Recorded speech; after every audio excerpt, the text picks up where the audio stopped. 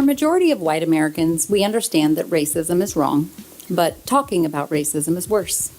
The stories I've heard from parents, current students, and former students of VBCPS are filled with racist bullying. The recent story about the Kempsville baseball team was not surprising, making me sad and disgusted. I am very disappointed that I have not seen any board member make a public statement about this incident. There is a story brewing in Virginia Beach involving Kempsville High School, specifically the institution's baseball team. Some were shocked by the incidents involving the Kempsville baseball team, which caused them to forfeit their season due to the use of racist hate speech by team members.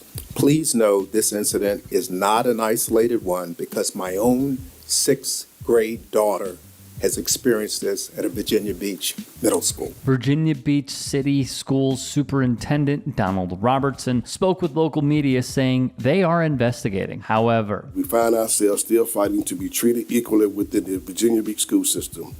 Hearing about the racism that several children were forced to endure on the baseball team was disheartening, however, not surprising to me.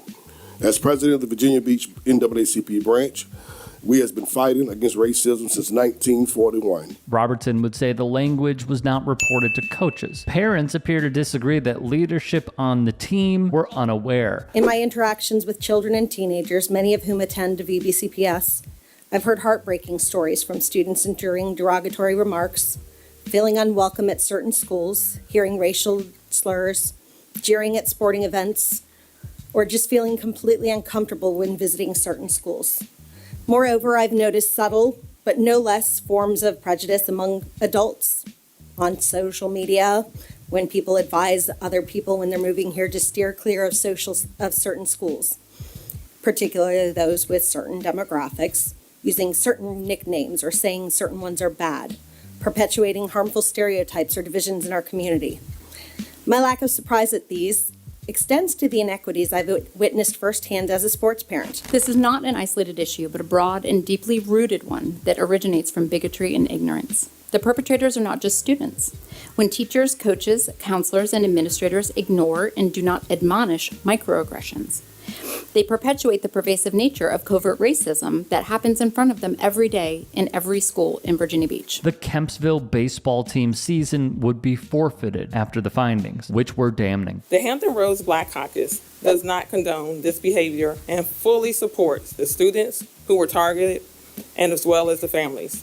The action of racial harassment, bullying, hate speech, ongoing taunting, and physical aggression displayed by the team members are morally unacceptable. Here's what we know thus far. From 13 News Now, the bigotry spanned multiple years, which included hate speech and harassment within the varsity boys baseball team, prompting the season to be canceled. Kempsville High School principal Melissa George wrote in her statement the following: working with the senior executive director of high schools, Dr. Walter Brower, the chief of schools, Mr. Matt Delaney, and Coach Penn, we came to the decision that we cannot in good faith play baseball knowing the number of players involved. We will continue to work with VBCPS officials and school-level personnel to determine what the remainder of the season will look like. Please know that this is much broader than the initial allegations brought forth and stems across multiple years. Should you have questions or concerns, you can reach out to Dr. Bauer. More info will be sent out once a decision has been made. Thank you, Melissa George. Such racism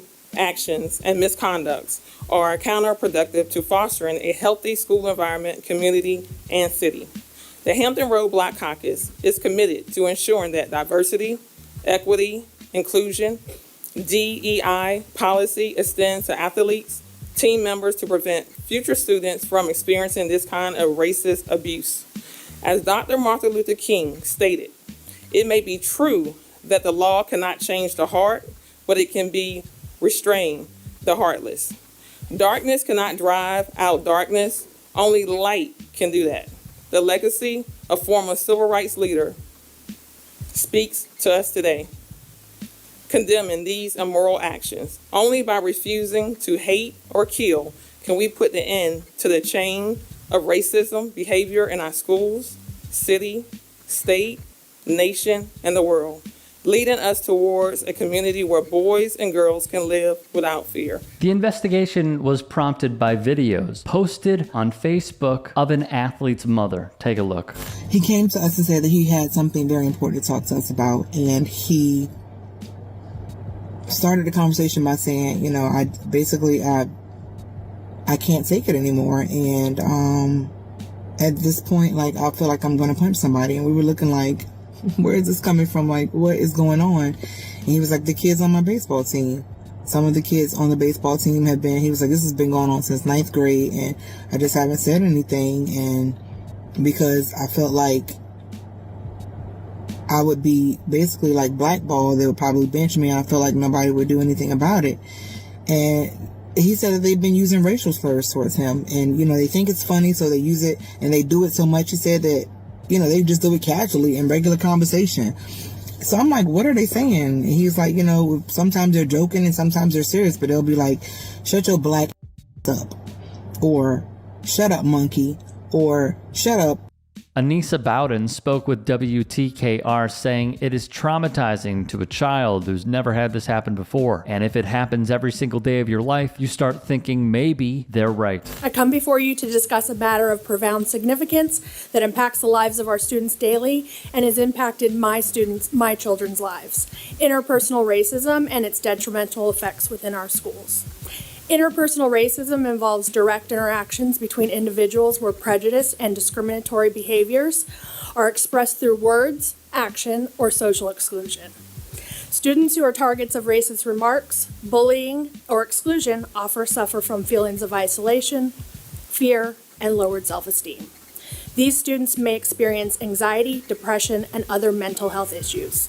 The school environment, which should be a place of safety and growth, becomes a source of stress and trauma. The Virginia Beach branch of the NAACP, led by President Eric Majette, issues this statement. We call attention to the ongoing acts of hate and racism within the Virginia Beach public school system at Kempsville High School and are extremely concerned about how this situation has existed for quite some time. We applaud the brave young men who spoke up in an effort to advocate for equality within this system. A theme that I have heard from parents and leaders outside of the school board have been this: it's not an isolated incident, and some of them would speak on it further. A local parent told me that when the Black Student Union formed at Kempsville High School, parents and students wrote vile things about it online, and the kids were getting harassed in the hallway and asked questions like, would it be racist if we started a white supremacy club?